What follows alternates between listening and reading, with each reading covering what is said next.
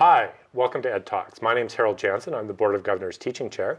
My guest today is Jan Newberry, and we've had Jan on the program before, but today's a very special occasion because we get to say congratulations on winning the Distinguished Teaching Award. Thank you very much. I'm very happy to be here. Well, I'm so happy you won the award too. So tell me how you found out. I got a phone call from the president, Mike Mann. Wow. Yeah. Which either means something great happened or you're in really big trouble. That's right. When you see that name come up on your telephone, you don't know exactly how to react. So what was your reaction? Excitement? Oh, very excited about the whole thing. And he was lovely on the phone and said congratulations and all the right things. And so yeah, I hadn't known it was coming, so it was very exciting. Oh, that's good. It must be hard because there's this period where you know and you can't tell anybody, and that's very difficult. But, no, I've told everybody I broke all the rules. No, that's not true. I haven't told a single They can soul. rescind the award if you did that. Well, no, of course there's a wonderful glow about getting that kind of recognition. So you get to carry that around, and that's, a wonderful thing, even if other people don't know. In the interest of full disclosure, I actually serve on the Distinguished Teaching Award Committee, so I got to see your application, and it's a cliche to say it's an honor to be nominated, but I just look at the range of people who get nominated and the amazing teaching that goes on, and it's an amazingly strong field of candidates, and to win this is really an honor. So your application was amazing, and we were all really excited to what you've accomplished, and we're looking forward to seeing what else you do. So. Thanks, Harold. I think one of the things I'd like to say is that this was not just me, it was the people who have mentored me, and that includes people like Shelley Wismath, who's a former Distinguished Teaching Award winner, and has been a wonderful confidant and collaborator in teaching. My colleagues who have also said wonderful things about my teaching. The Teaching Center, I developed as a teacher in dialogue with the Teaching Center. That's been a big part of how I came to be the teacher I am today. But most importantly, it's the students. I am the teacher I am also because of the students I've had. We learn a lot from them. I'm always struck by that too. I've made so many mistakes on them, and they put up with them with incredible patience, actually. I think they're quite generous towards us, majority of the time. Yeah. I've seen, because we were both social scientists, we have some students in common, and I know a lot of them will be delighted when the word gets out that you are the Distinguished Teaching Award winner. But I remember I was talking to one student that we have in common, and she was talking about taking one of your classes, and she was talking about how it had really blown her mind and was changing the way she was thinking about things. So is that something you try to do with your students, is to blow their minds? I thought that was a really great phrase. And I love that phrase too, and have used it myself. Yes, that's. Well, it's getting through to them, so maybe just a catchphrase you've implanted in them. That's right. I want to blow your minds. Yeah, that's my goal. And with much of my teaching is to make students think about the world, look at ideas in a way they haven't ever done before, and that feeling of, wow, who knew? I think means, you've succeeded as a teacher. What are some of the ways you do that concretely? It depends on classes and context, obviously. That's right. I always say that I am aided by my discipline, anthropology. So one of the things that I do that's central to my teaching is teaching students about other places in the world that they may know nothing about or may know very little about. One of the things I think is important is to find out that other societies, other people, organize their lives entirely different. In an entirely different way. And yet they are fulfilled, they are happy, they're satisfied, and they feel that they have good lives. And I think that one of the things we say in anthropology is the fish don't know water. You swim in your daily life, it seems like the right life. Clifford Geertz says, our societies are uniquely convincing to us. And so one of the things anthropology does is say, look, these people live a very different life, and they are convinced by it as firmly as you are. So for me, that's when your mind blows a little bit and you think, oh, I had no idea that was possible even. So that's what I like about what I do, and anthropology helps me do that. So one of the things I do in the classroom is to expose students to those kinds of ideas, right? Things they haven't encountered before. I guess that also helps to encourage them to reflect critically on our own culture, right? When you suddenly realize that there is this thing called water, right? Suddenly you start seeing it and reflecting. And I'm swimming. Exactly. so that must be kind of exciting. Like I teach about Canada, and I find it's often challenging for me to get students to sort of step outside their context to see some of the very strange things we do here and things we take for granted, like the idea of federalism, that we have provinces that have responsibility for things. Like, well, why? Did you know more than 90% of the countries in the world don't do that? And whoa. So that's a neat thing that you get to do. Yeah, I mean, my discipline gives you that critical distance from the beginning. So it's a big step up. Yep. If you're teaching about Canada inside Canada, you have to work a little harder to do that. Absolutely. So, yeah. So. One of the courses that that stood out in when I was reading through your application is your fourth year seminar, the one on the post-human. The post-human. So tell me a bit about that class, because the students raved about it, and I've been reading those student comments. I couldn't help but feel jealous. I wish my students loved my fourth year seminar that much.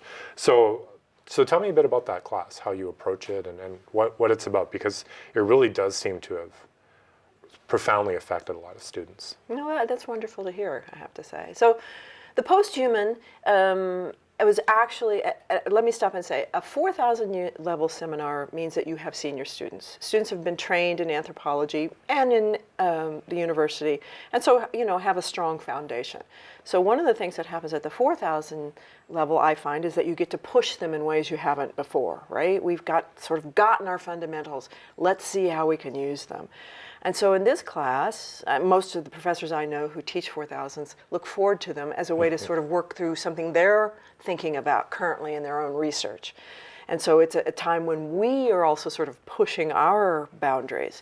So the post-human, the theme of it was a response to many things that are happening, not just in anthropology, but in other disciplines, about why have we always put this human at the center of our studies, which means that we disregard all the other relationships around us. Now that's been promoted in anthropology by the fact that we have all these forms of technological augmentation that take us past just the body that we came with. You can think about people who have Oscar Pistorius, who has blades to run. That's a kind of technological extension of the human. Or even all of us with our iPhones that keep track of our lives now, and they're become real extensions of ourselves in a lot of ways. And of course, my discipline says, look, we've done that forever. A pencil is an extension. Absolutely, yeah. Glasses have made us, as we say in anthropology, a cyborg.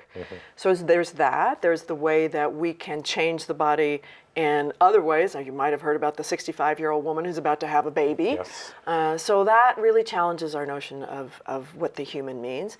There's a lot of talk about the Anthropocene and how we have seen climate change and humans and their effect on that.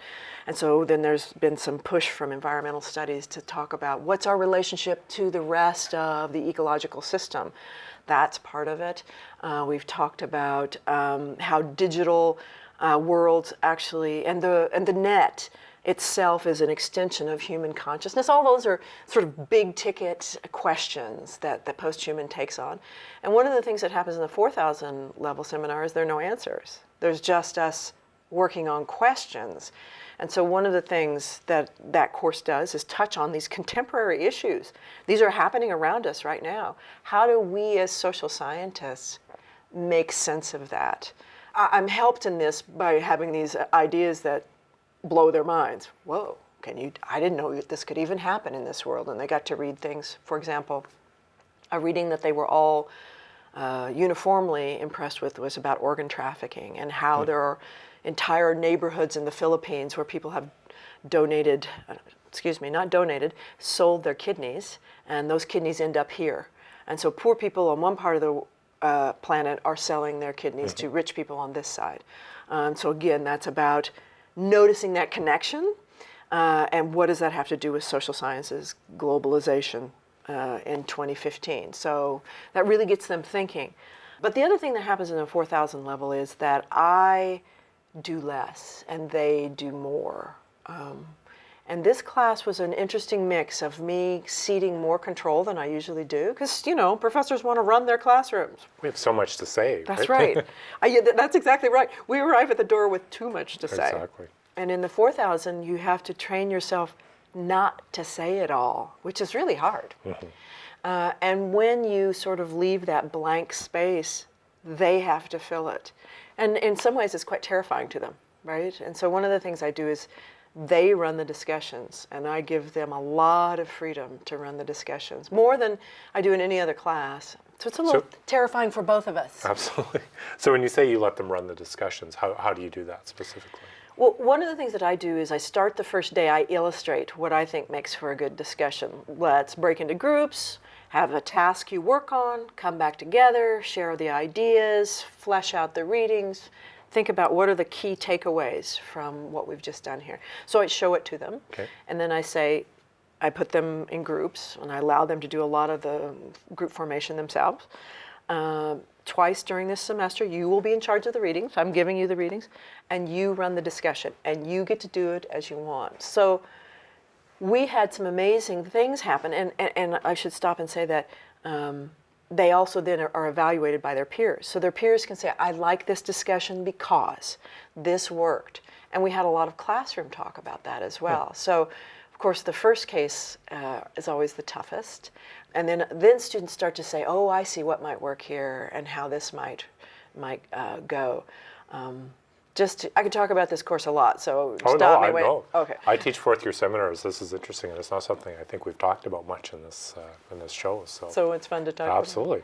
So one of the first discussions was in response to an article about different peoples, and you can think about indigenous peoples here, having a different understanding of how the world works and a different way to study and get at that other world. And there was a discussion of shamanic journeys, right? And how maybe shamanic journeys in other societies are, a form of science, a form of knowing, right? And so we should take that seriously. Well, the students came in and they made us go on this little mini journey where we all had to lie down on the ground with the lights off, and they played music, and they told us to. And so imagine. They didn't bring up peyote. No, there was none of that going on. But because I did this as well. We're lying on the ground, and I'm thinking, all right, this is seriously uncomfortable. What am I supposed to be doing? And I went through the whole thing the students were doing, I'm sure. Well, what's awesome about that is, as an instructor, I would never have thought to do that. Never. That's terrific. It was wonderful. And what they had done is actually taken the readings. This was a great moment. Taken the readings, found the person who was cited, found his work, and used his model in the classroom. So that's what you want from a senior student, right? Wow. To follow out what you've given them, take it further, and bring it back to their students. Now, I find when I'm ceding control to students, I don't know if you do this, I'm often very carefully which students I have do it first. If you've had some, and one of the benefits we have at a smaller institution, you've often seen some of these students before, and you'll pick a few that you know are going to shine at first, just to kind of set the bar. Here's what I want you to do. Do you do something similar to that? I did not, so this was very lucky that the first time out. Yeah, you bring it back to the focus, which is, it's hard to walk into the classroom and not know exactly how it's going to go. And I have to say that the majority of the discussions were terrific, but some of them were unbelievable. So I have to tell you the last one, which was one of my favorites. We read about humanitarian aid and how sometimes humanitarian aid is delivered in places that are quite complicated, violence, and how often humanitarian groups have to make decisions about who is saved, the people they've sent in, or the locals they're trying to reach, and you may pull them out in some cases, right?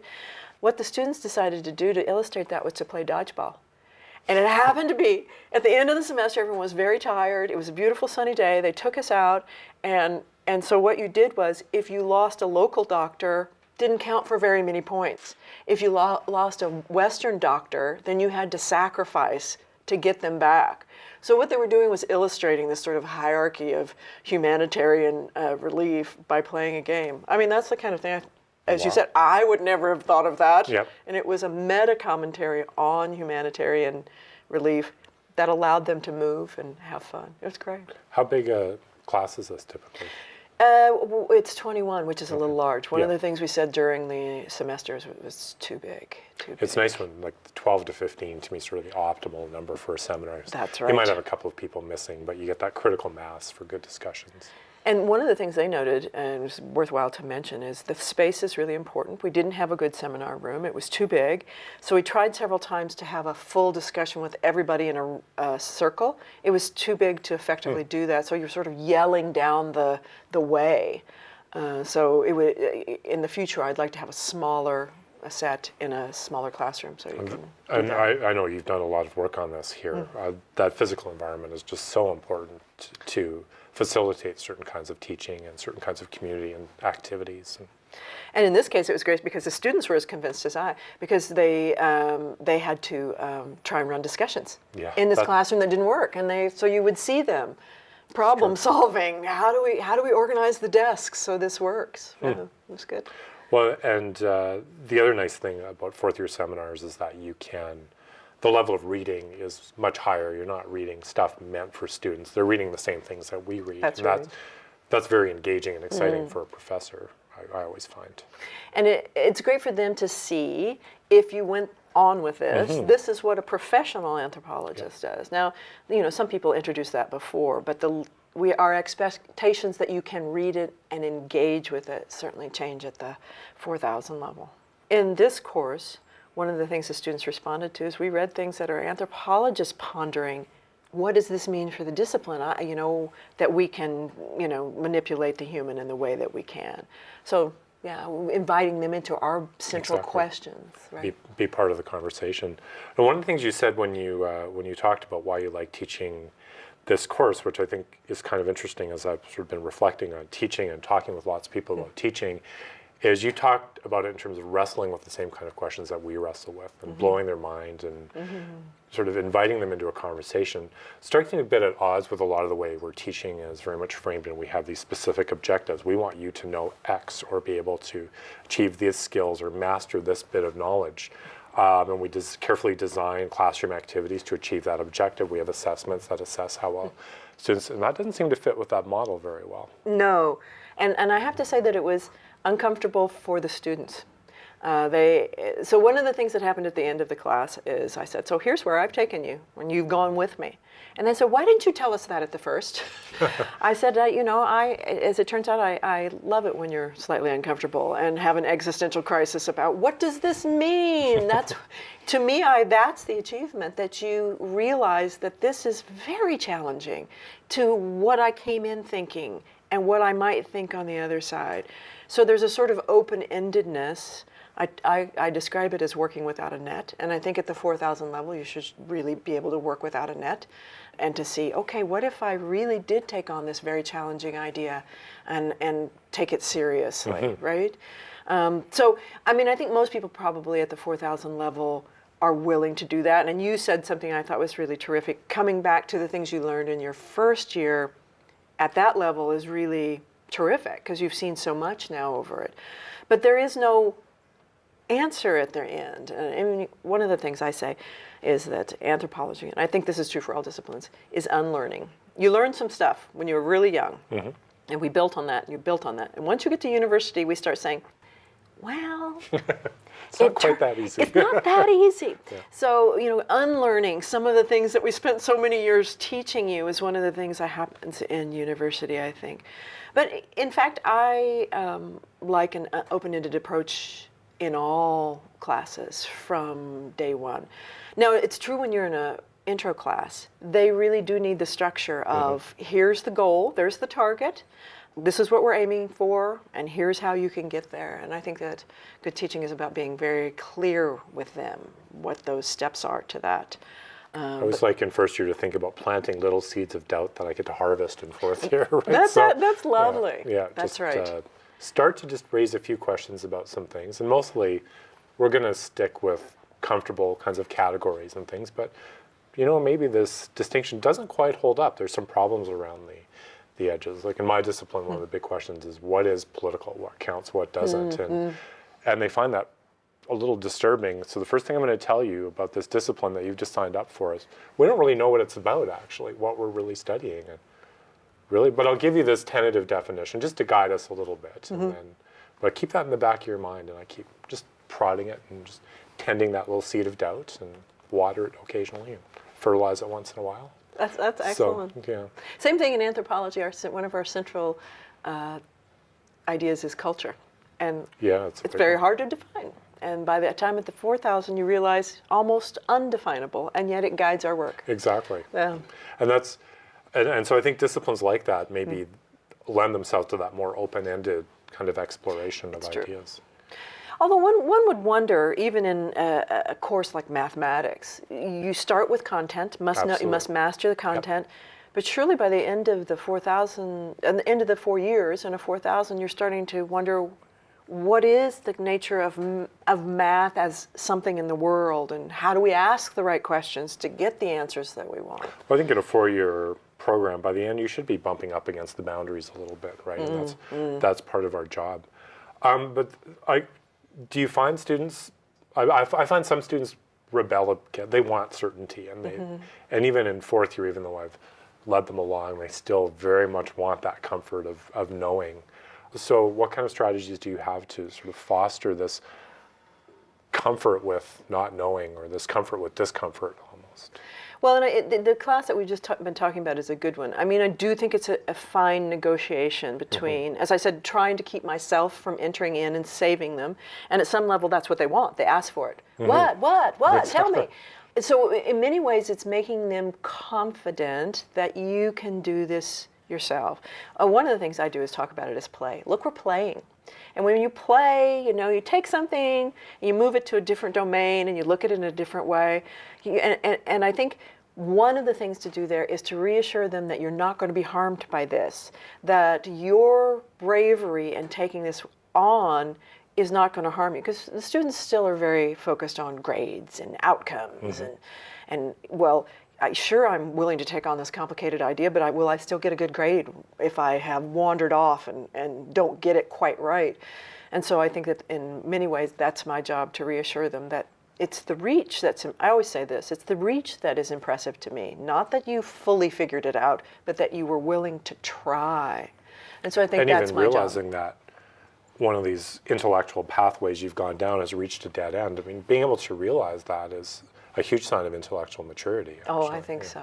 And I think one of the things I did in this course that I will certainly do again is I had weekly memos.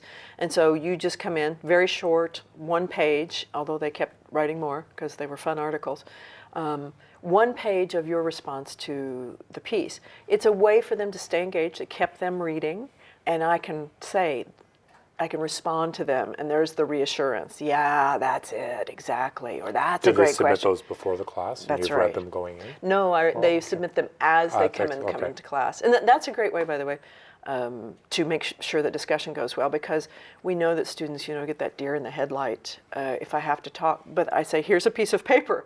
It will remind you of what you've read, and you can look down and say, oh, yeah, that was what that article was about. Right? It's also a nice way to make sure they've actually done the reading, because it does keep them in. That's a panicky feeling when you've gone into your 4th year seminar and you have an hour and a half with your students and none of them have done the reading. No, it's true. I think that's a very effective sort of weekly engagement. It makes them stay engaged. I've always found teaching at the 4th year level, those seminars, although you talk about in a way how little preparation there is, I find them exhausting. Like I come out of those just wiped, because you have to be on top of so much. There's so much to pay attention to. I'm sort of more engaged because I've got to think about what they're saying, and they challenge me, and I find it tiring, actually. It's true. It's when you feel like you have pop rocks in your brain. So because they're responding to you, and you're trying to field what they say, keep the general trajectory of the class, and they can ask you. 4th year students can ask you, mind-blowing questions. Oh, absolutely. And not one that I expected, perhaps. And what do I think about that? That happened to me several times this semester, when I was really pushed to dig deep and think, well, how will I answer that question? So I think you're right. The professor's energy level has to be very high to stay in there with them, because you're training them to talk to you like a colleague.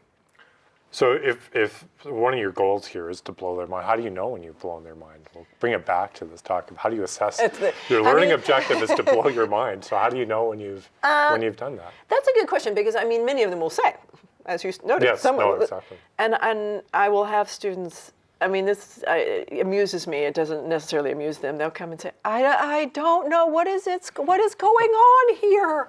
And then I'll say, that's exactly where I'd like you to be, that you don't quite know where this is yet. and it's okay. That's exactly where I want you to be. So do you sort of plan a journey where sort of about halfway through you want them to reach this point of despair and then, so here are a few possible ideas that might help you reconstruct this reality. Is that part of the plan of the journey for the course? Well, and in many ways, you're planting a seed is, I think, right. And you will see, it's worthwhile to say that in a 4,000 level class, even though they're mostly senior students, you'll have a variety of backgrounds, right? And some students will note that there's a sign there. Oh, got it, made the connection. That's easy for them. And others who are still, what?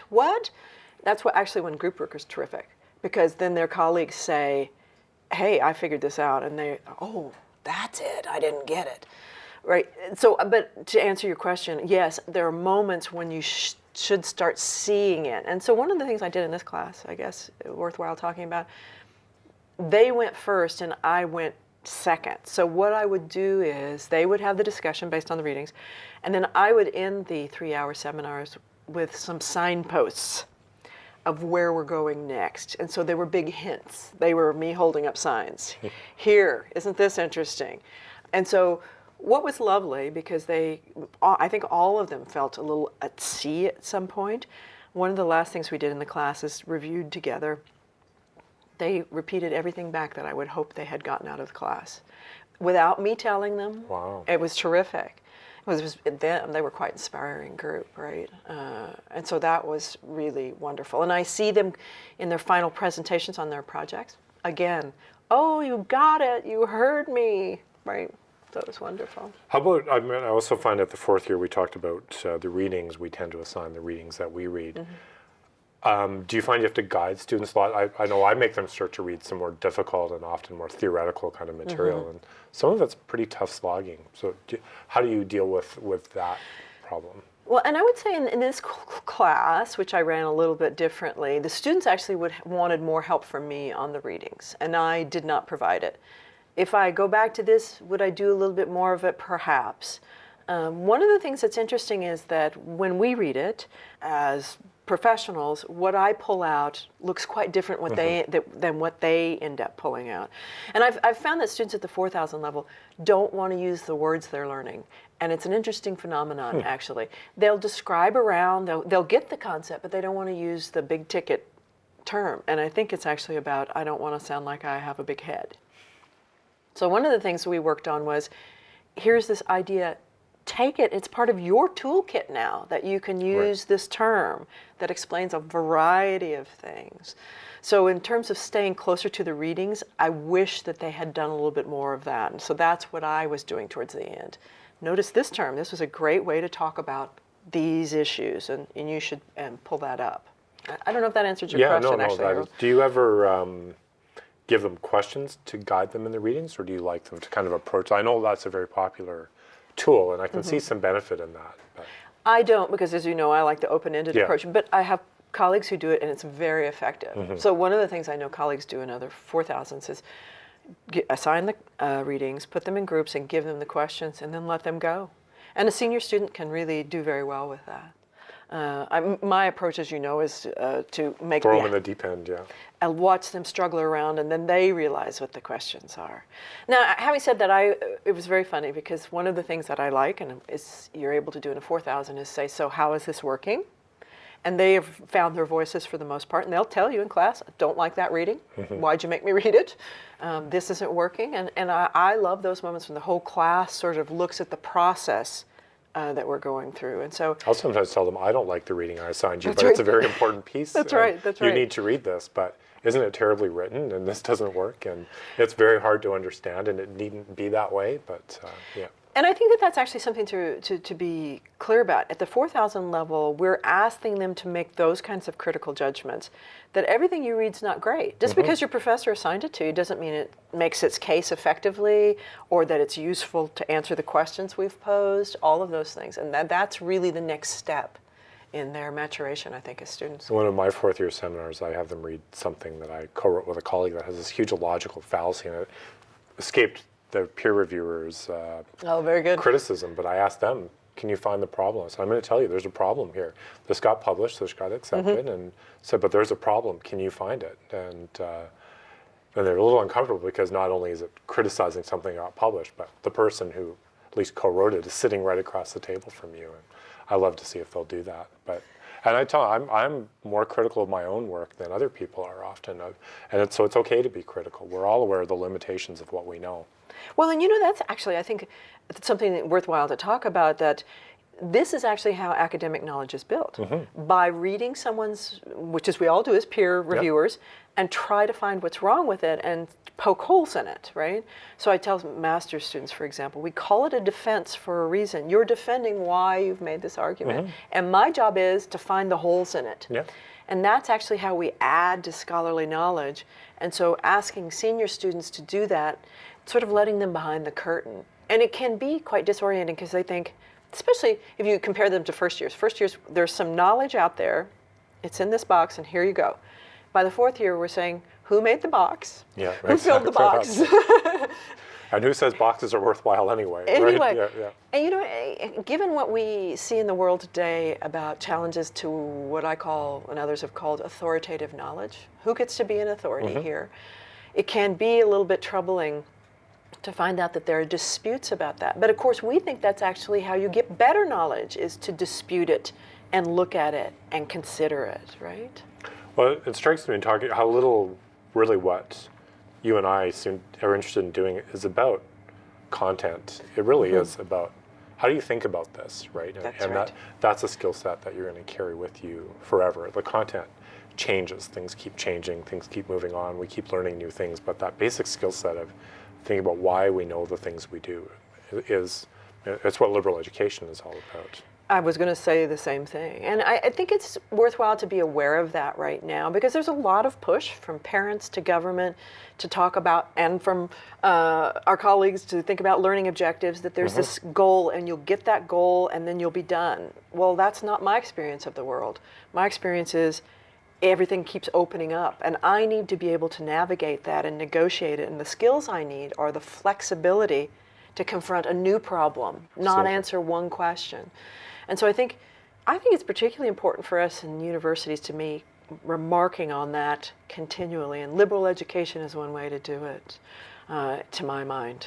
So we've talked a little bit about first year, we've talked about fourth year. It strikes me in a lot of these conversations, we never talk about second and third year. It's true. And one of the comments that, I'm airing all the stuff from the deliberations of the Distinguished Teaching Award, I'll probably have people in suits pulling me away and stuffing me in a van right after this is over. But one of the comments around the table when we were discussing your application was how people saw evidence how you had excelled at every level of teaching, first all your courses. And that was one of the things that stood out. So how do you approach those intermediate courses and at second and third year? I mean, it struck me, first year, it's the introduction to university, fourth year, but second year, we different paths of development. We have a range of students from sometimes first year students in our second year courses up to fourth year students. You have a wide range of abilities and experiences. How do you approach those? The intro course, I know that the majority of the people I'm teaching there are not my majors, and I probably won't see them again. And those are, I think, important liberal education classes where I expose them to the buffet of ideas, as I say, that is anthropology, so you can carry that into whatever degree program. And so it's necessarily a little superficial, it's necessarily a little flashy, because you want to get people in. This is interesting, and a big, broad swath of ideas.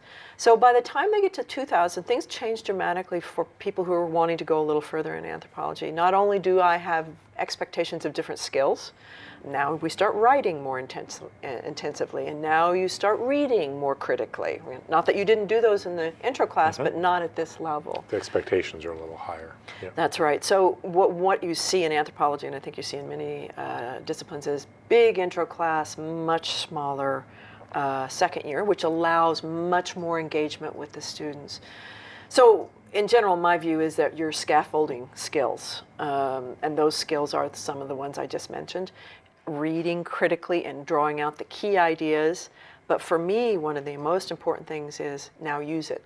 It's one thing to say, I read that idea, but now let me actually see you apply it to something in the world, right? And so one of my favorite things is group work, as you've mentioned. And often in that, I'm asking them to say, to take something they've learned, and now here's a real world case. What about it?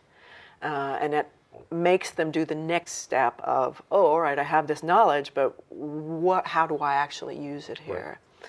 Second and third year for me are often about, I talk about using a synthetic essay as one of my approaches. So they read, I lecture, and I'm a big believer in listening to me talk because I have some important things for you to hear. And then I will pose a question that requires them to bring those things together. And so that means that you can't, if you avoid the readings, you're not going to do well. If you avoid the lecture, you will not do well. And I tell students, look, I've done the work of the research paper for you. I've done the research for you. Here it is. And here's some content. But now you're going to do the analytical part. Answer this question. How do these materials that you've been given answer that question? And I've really appreciated that approach. I do it more intensively, of course, at the 3,000 than at the 2. And students have said to me, I liked it that you made me use this. I had to use it. I had to think it through. And that's the other way to talk about what we're saying here, Harold. Is, for me, it is about thinking and ideas and using them. Do you do paper assignments where you basically send them out to do research and start gathering their own literature to pull together? I do. At what level do you do that? I've if started. At all? I'm sorry. Sorry, no. If at all, when do you do that? I do it at the 4,000 level, but it's a good question, right? Because even at the so my view is that the essays that I am assigning at the second and third level are building the skills of research, right?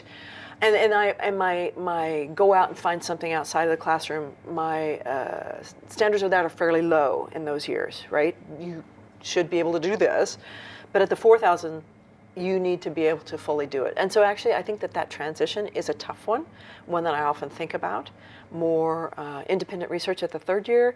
Is that a better idea, or the full thing at the 4,000? So I think if I were to compare what I do to what you do, I tend to do it a little earlier already. First year, I do a lot of what you're doing at second. Here's a bunch of readings.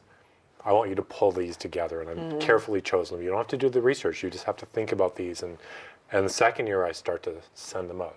Try the library, and it doesn't have to be comprehensive, but learn to gather sources. And then third year, I start to say, okay, I want a more comprehensive, you should cover the area well. If you're missing the major sources on this topic, that's a problem. Then fourth year, we also start introducing drafts and getting peer feedback and all that stuff. So I do it a bit earlier, but it can just be different disciplines and different material as well. And size of classes, all that kind of thing. So our intros are 250 sometimes. Yeah, so ours are 100 at most. Right. So, But I think that's such a good point about, I think what we agree on, and I think this was I'm not just saying what you're doing is wrong by any means. No, but I mean, I think one of the central... I would far from to question the Distinguished Teaching Award winner. Watch it, Harold. That's right. I think that the point is breaking, for me, I've often thought about it, breaking it down into the atoms.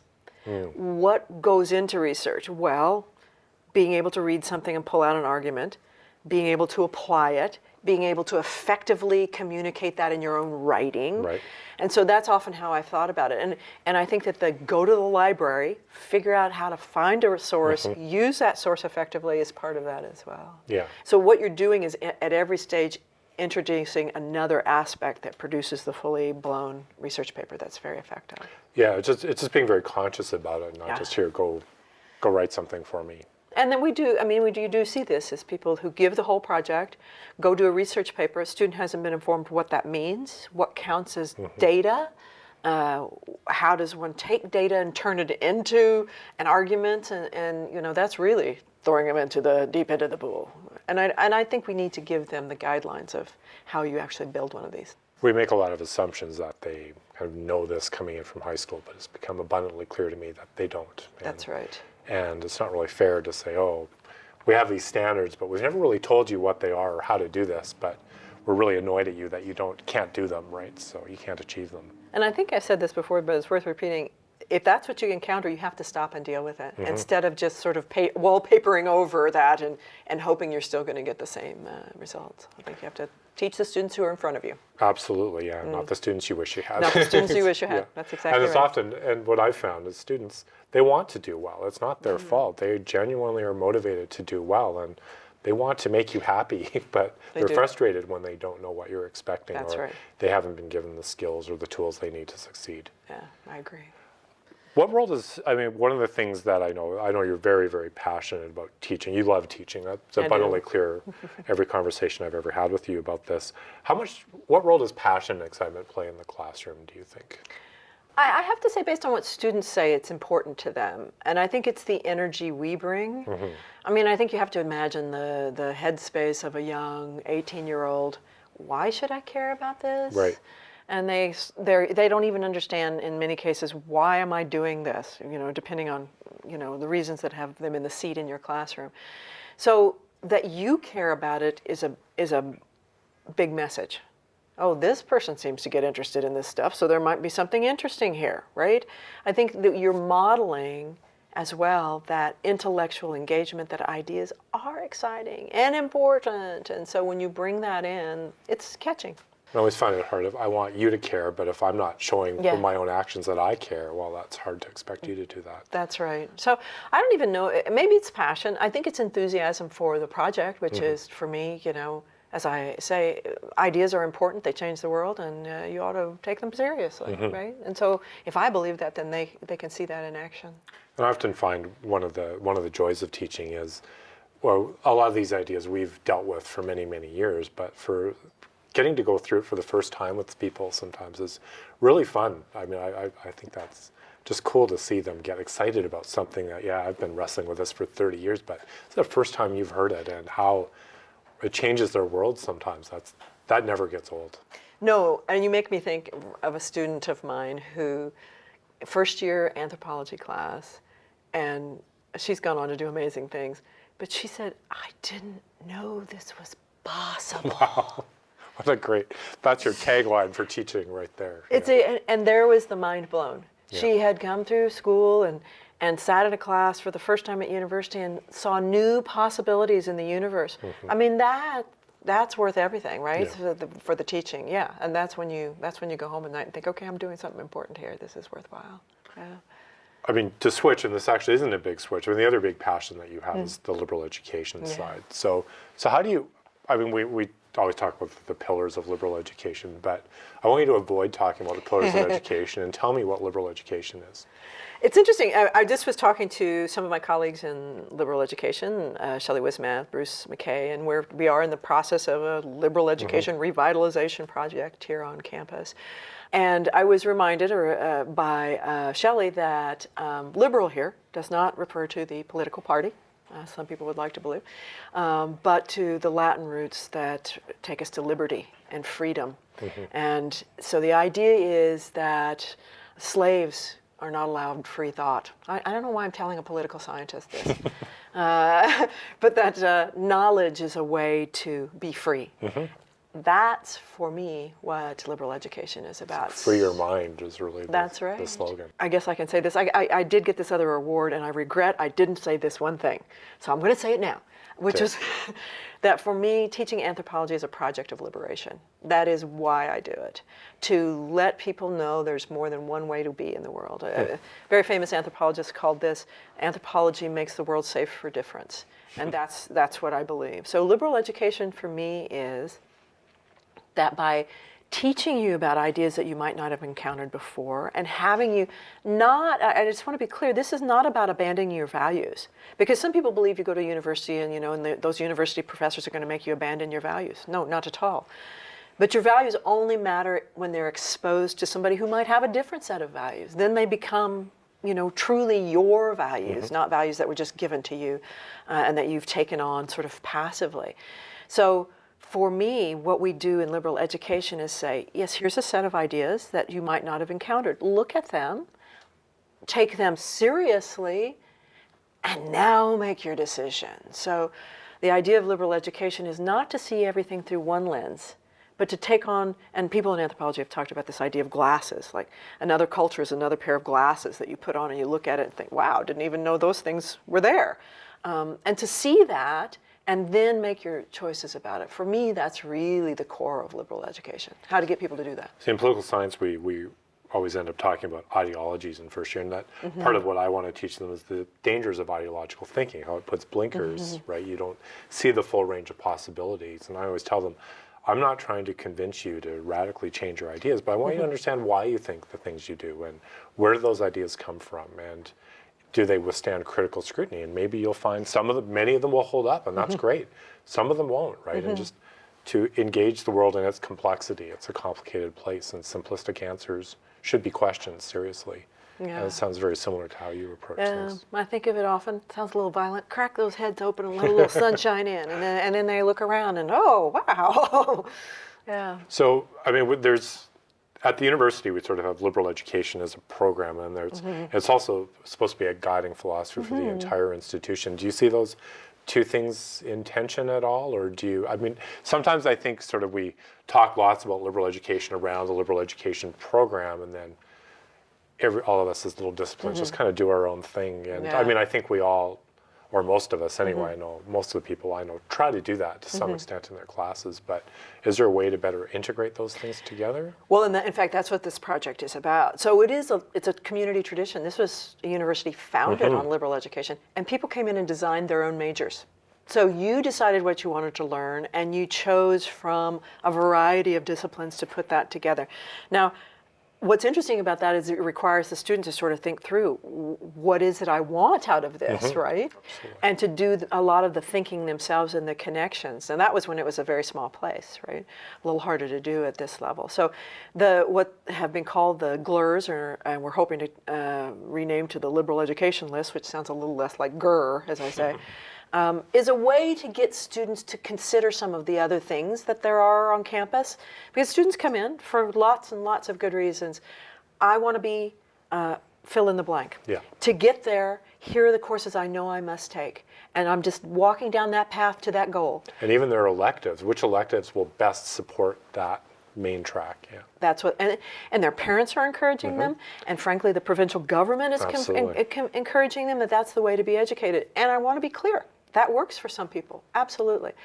But we also know we have many students in our classroom who've come going, I'm not sure yet, and they explore and they discover. I love those students. And we've talked to actually some alumni, and their stories are amazing. I changed my major 4 times. I'm now a successful accountant in downtown Lethbridge, but I didn't know that when I launched in, and it was my journey that took me there. So one of the things I think we want to do, just to answer your question, is we're hoping that everyone on campus will see that the Liberal Education List is only one thing we do on campus. That all of us in our teaching should be helping students see, why do Canadian politics have anything to do with my class in biochemistry? Well, they actually do. If we talk about policies that will regulate the development of pharmaceuticals, you need to be aware of those kinds of things. And what's the history, anyway, of these kinds of things? And so liberal education is supposed to be something that we're all encouraging students and ourselves as collaborators on campus to take serious. So at the University Open House, I often run into this where a student will come up to me and they'll say, they feel so stressed because they have to choose a major, right? And they feel locked into that. And I always have to reassure them, it's actually very easy to change your major. And I always tell them, if you don't come in here with at least the possibility that you might change your major, you're doing it wrong.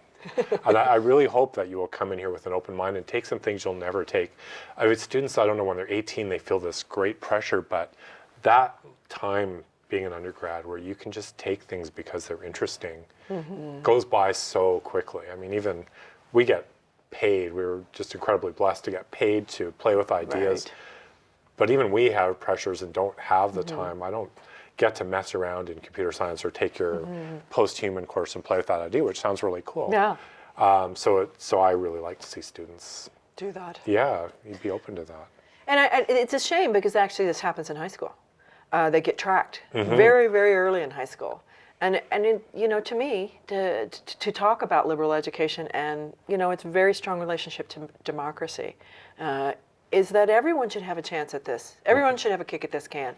And if you tell somebody in grade 10 that this is not a track open to you, you've shut off a bunch of pathways. And so let's not do that in university either. There's still so much time to explore. But as we say, they get these messages that I must know. And my own daughter felt, I don't know what I want to be yet. It's okay. Yeah. You don't have to know yet. And And I think that that's exactly right. University is a time to figure that out and the space to figure that out.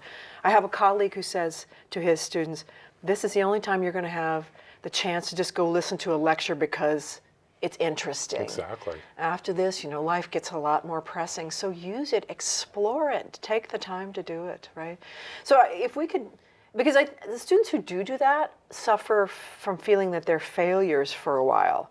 And I wish we could send the message that, no, you're not a failure, you're an explorer, right? And that's a good thing. We have students who come by and say, yeah, I think I might just take this. I don't know much about it. And like, I love you. I mean, I love students like you. You are exactly why we're here. We've talked about this in this new LibEd program. It's an attention to sort of advising more intentionally, so that if you are a poli-sci major and students say, well, what GLERS or LibEd courses should I take? You could say, these are good cognates for if you're going to be a major. And I think that's terrific, because students then feel like that this actually speaks to my major. But then I love I had to take this, and then it turned out to change my life. We've heard, I think, 2 or 3 times now from people who said Drama 1000 was the best class I ever took. This from a CPA and a nurse. Is that amazing? And so you cannot predict.